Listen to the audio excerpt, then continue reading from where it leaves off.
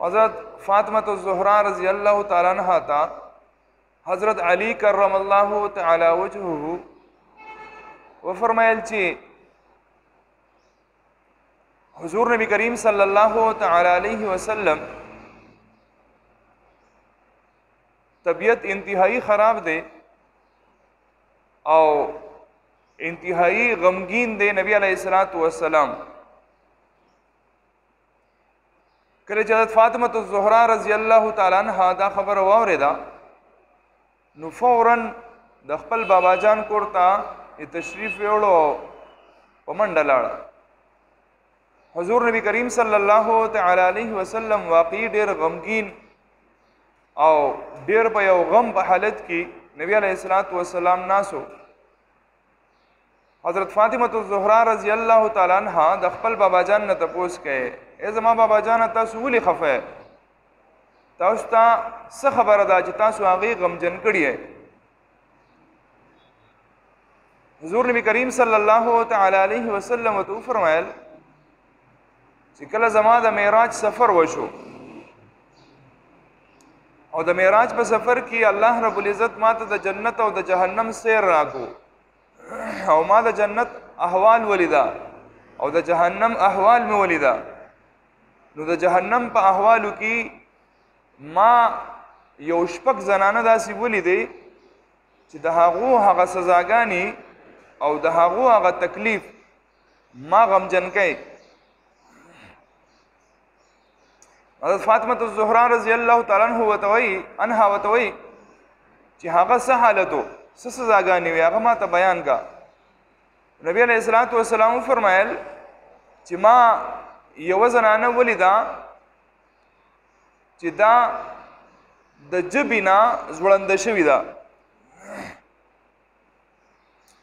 دا زنانه د جبینا زوړند شوی دا او د ور لمبي سیزي په ور کې د جبینا زوړند ده. یو خبر صرف اوریدلی یو په دې باندې سړی لږ پریکټیس وکړي دا جبه چرته دې ونی سي او لږ زور کې ودا چیرې دا څه درد کوي کنه څه تکلیف کوي کنه بعض اوقات سړی دا خوراک کوي کنه او په دې خوراک کې دا جبه وچیږي نو څومره درد وکړي دا خوراک هغه مزه او خون ختم شي. نو دا خو صرف معمولی چکته وغم په خطا سره دی او په دې ځکه خو لا د لاندې نه د ور لمبي دي او د پاس نه د جبې نه زوړند شوي زنانه ده. فاطمه الزهرا رضی الله تعالی عنها تپوس کوي د الله رسوله ای زما بابا جانا د دې زنانه ګناه څه ده دې زنانه څه ګناه کړې ده. نو دا یو خبره یاد لرئ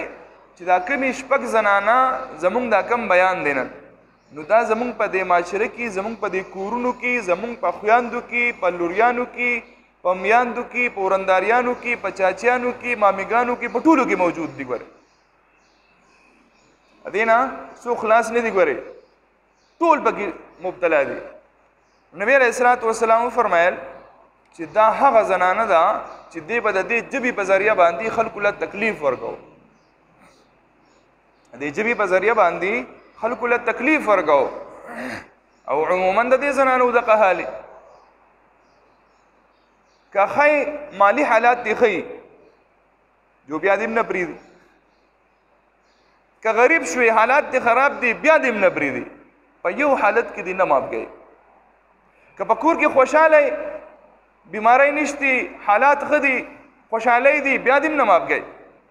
که په کور کې بیماری دی تکلیفونه دی مصیبتونه دی بیا دیم نه ماپ گئی. نو دا هغه زنانه دي چې دوی په دې جبې په وجه خلکو لا تکلیف ورکو د دې جبې نه بدا راځوړندي. دویم نمبر دا هغه زنانه ده نبی علیہ الصلوۃ والسلام فرمایل چې دا با د دې په دې مخ کې حصہ په دې کې با سیخونه وربندلې شوی مخ کې حصہ په دې کې با سیخونه ورمنډلې شوی او دغه زینبا د دې د لاسونو د سر پسې تړلې شوی او دا خپې چې کم دی نو دا به ولا الټه کړي د سینو پسې به ولا تړلې او په دې حالت کې با دې ته دا تکلیف ورکړي کېږي دا به جهنم ته ځوړند دی. فاطمه الزهرا رضی الله تعالی عنها تاسو کوي بابا جان دې څه ګناه کول؟ نبی علیہ الصلوۃ والسلام فرمایل دا زناکارا زنانه د بدکار زنانه ده چې دا د خپل خاون نه علاوه بل ناری لنا بزان قابو ورګي چې ته خیر دې مال الله سره وړې دا هغه زنانه د دې ته بدا عذاب ملاويږي. الله دې زموږ د ټولو زنانو حفاظت وفرمایي.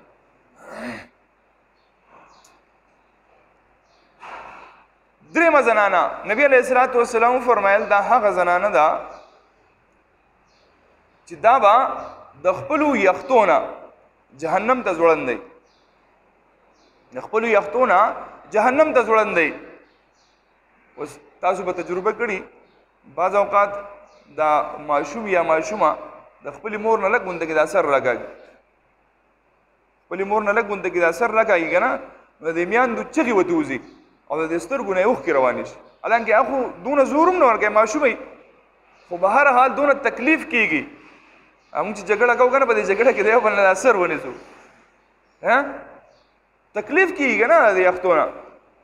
او دا خو د یو ساعت دپاره نه ده، یاره 1 غنټه به زه برداشت کړم، زه ټیک ده 2 غنټې به زه برداشت کړم، زما دې سړی د سر نه ونیسي. 3 غنټې یو ورځ به شي یاره، 2 ورځې یاره. زما چې څونه زندګي ده، زما مثلا یو سړی 80 کاله زندګي ده، جو 80 کاله به برداشت کړي، ټول عمر دې یختونه ځوړندې. دا زنانه خو په دې ګناه کې مبتلا ده او تر څو پورې چې مرګ وس راځي نه، مرګ به د جنتیانو د جهنمیانو په درمیان کې راویستلی شي یو ګډوري په شکل کې، او اعلان به وشي ای جهنمیانو واورئ، ای جنتیانو واورئ، ای جهنمیانو واورئ، ای جنتیانو واورئ. تاسو چې د کم سیز نه یریدئ،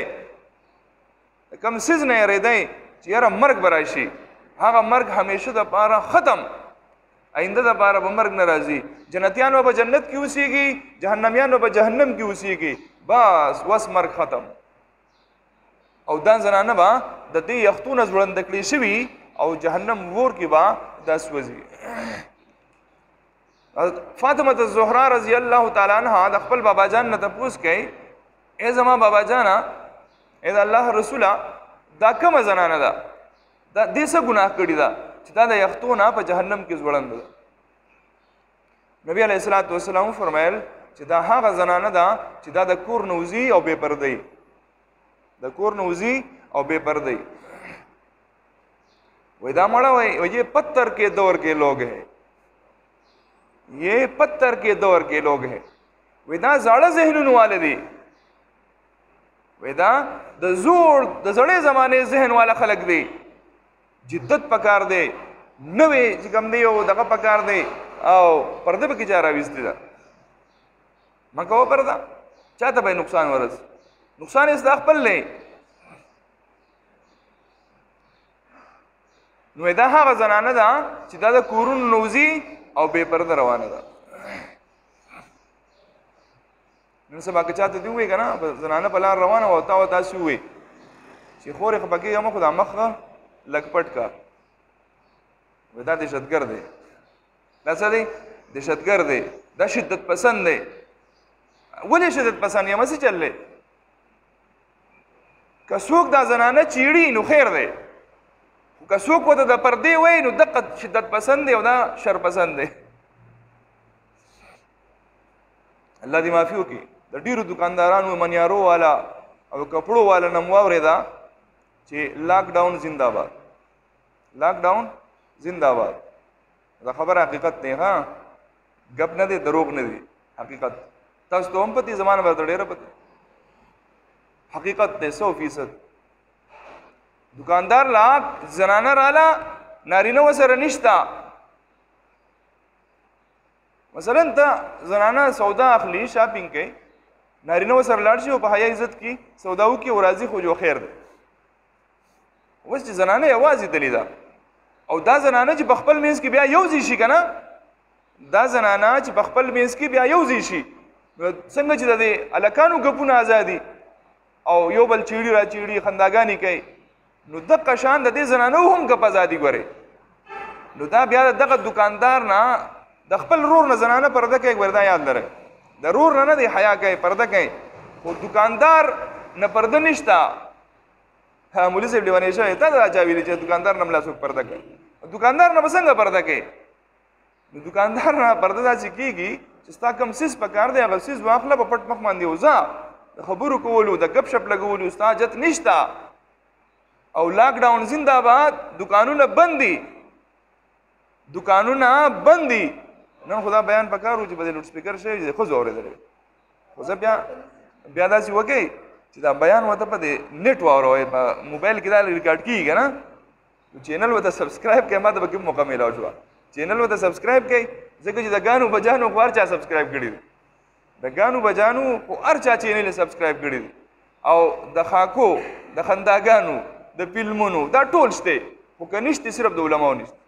مړه دې ته بله څوک وسګاري چې بهی 15 منټه او 20 منټه به یو بیاني او هغې ته به زه ناست یم اورم به ما اوره که نه بیا به دې دقه هلي چې زنانه به دې ځي په لاک ډاون کې او هلته به د سړی دروازه کولاو کي سړی دروازه کولاو کي دروازه چې کله کولاو شوه زنانه دننه لاړی زنانه دننه لاړی بهر یې څوکیدار ودرولې هغې راښکته کړي دکان خو بند دی دکان خو بند دی او علما فرمایي که یو طرف ته نارینه حسن بصري شي څوک حسن بصري د وخت لوی قطب او ابدال او ولی د الله تعالی او دویم طرف ته زنانه رابعه بصري شي دا د وخت لوی بزرګان تیر شوي دي یو زنانه دی یو نارینه دی رابعه بصریه او حسن بصریه دا د بصري اوسېدونکي که دا دواړه یو ځای کېناسته دومره لوی اولیاء چې هغو د نفس خواهش مړ کړی و رابعه بصریه تا چا پیغام ولېږو چې زما سره واده وکړه وی بالکل واده سره کومه خو په یو څو شرایطو باندې ویسا وی اول نمبر شرط مې دا دی چې د دې خبرې راته ووایه چې کله زما زنکدني د زنکدن په وخت کې چې انسان ته کلمه نصیب شي نو دا سړی د ده بیړه پار ده ما ته ووایه ما ته به کلمه نصیب کېږي که نه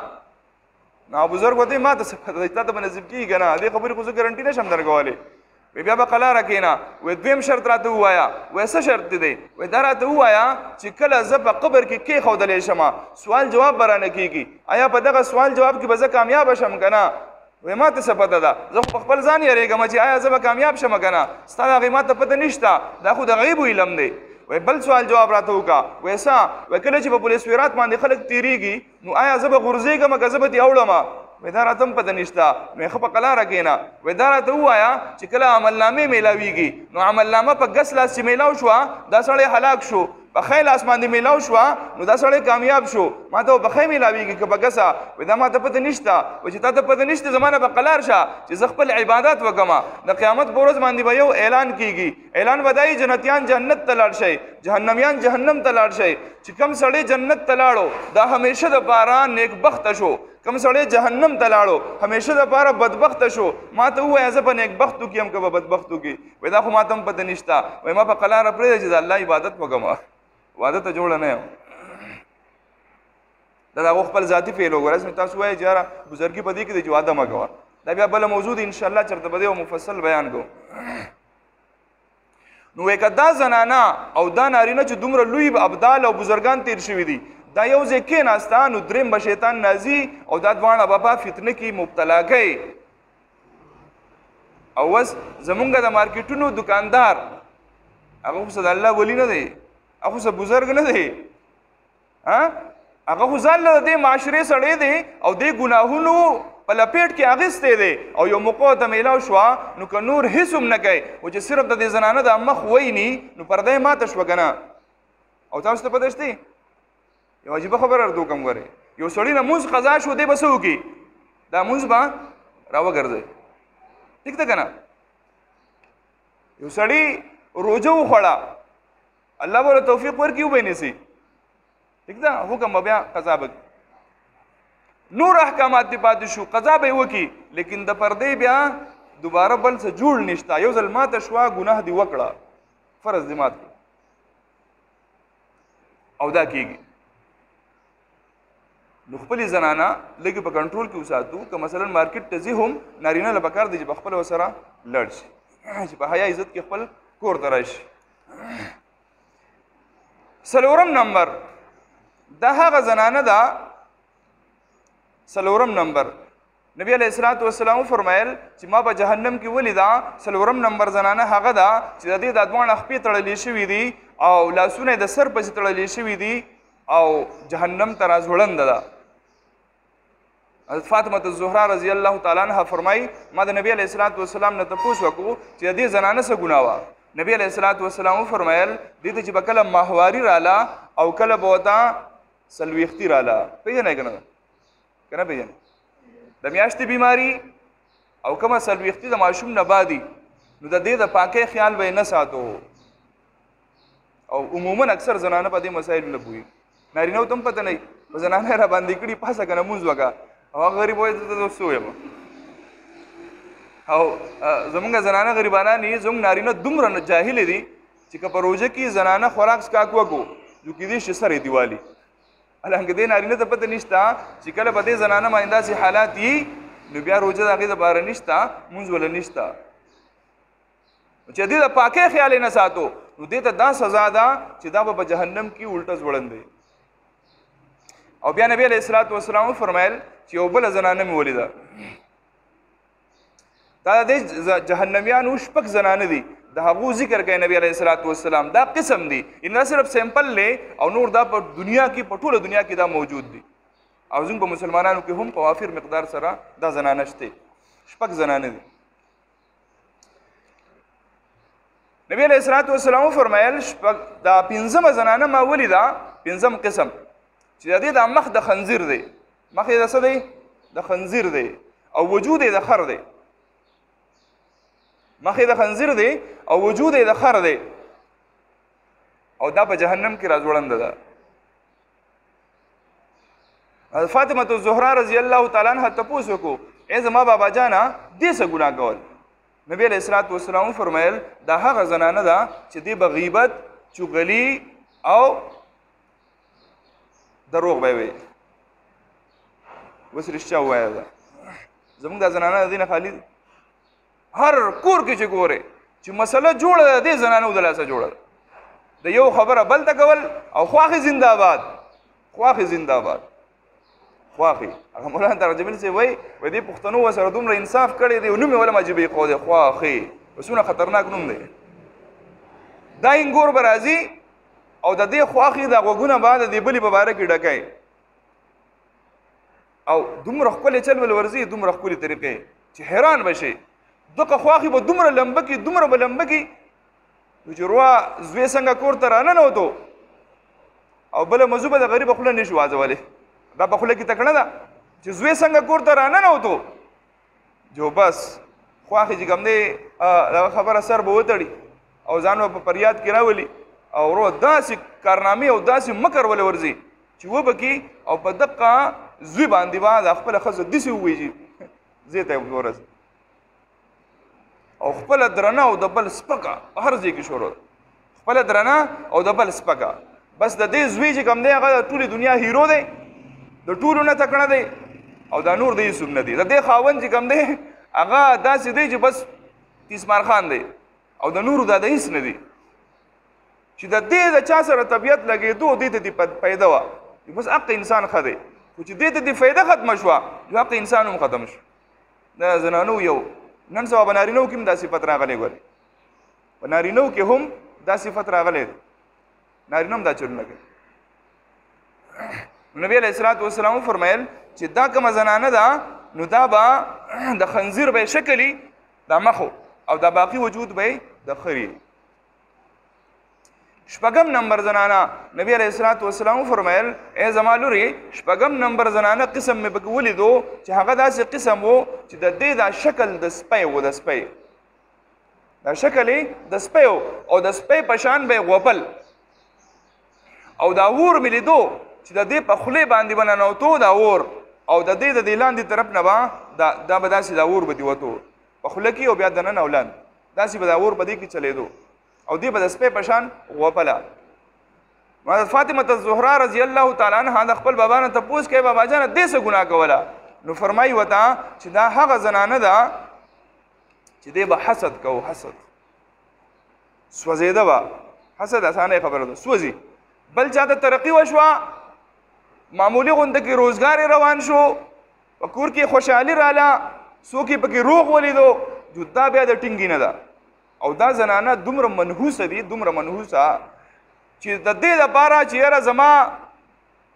هره رشته چې ده خو دو ته لږ غونډه کې خوشحالي میلاو شوه چې دا خوشحالي به یې څنګه ختمه شي بس په دې فکر کې بچي کامیاب شو دوبۍ ته لاړه سعودي ته لاړه یا دلته روزګار میلاو شو ګاډی واخیستو کور یې جوړ کو بس دا زنانه اوس په ځان نه پوهېږي او داسې خاص طور پرونو کې دا پروریانو کې دا چل ډېر زیات پروریانو کې دا چل ډېر زیات ته ته وګورئ کښېنه دلته هغو دا نه کړو ځان لاغه دی ګاډی واخیستو او موږ خو په دغه برکشو کې ګرځو نو چې خیر دی که برکشي کې وګرځېدی که موږ به دغه سورلو په ګاډي وګرځو او خلکو ځان له موټرې واخیستی خیر دی د هغو محنت سیوا دی په نصیب کې دغه ده ته ولې سوځې ته وګوره سعودي ته لاړه او داسې کامیاب شوه او زموږ دا خو د ټک کار نه دی نصیب دی قسمت دی اوس الله رب العزت هغو له ورکوي نو تا ته څه تکلیف دی نو دې وجې نه نبی علیه الصلاة والسلام فرمایل دا زنانه داسې قسم څوک چې حسد ساتي سوځي د نورو خلکو نه سوځېدل نه دي پکار حسد نبی علیه الصلاة والسلام فرمایل د دوو کسانو نه علاوه د هیڅ چا دپاره جایز نه دی یو هغه سړی چې الله ولا ډېر مال ورکړی دی او په دې خلکو یې تقسیموي په غریبانانو یې تقسیموي په جوماتونو کې لګوي مدارسو کې لګوي دته وسوځه حسد وکړه یاره څونه ښه سړی دی کاش زما سره وموي چې ما هم داسې کړی یو هغه سړی دی چې د قرآن تلاوت ورته الله نصیب کړی دی شپه ورځ د قرآن په تلاوت کې لګیای ته ورسره حسد وکړه چې الله ماله داسې توفیق راکړي چې زه د قرآن دا تلاوت د دې نه علاوه جایز نه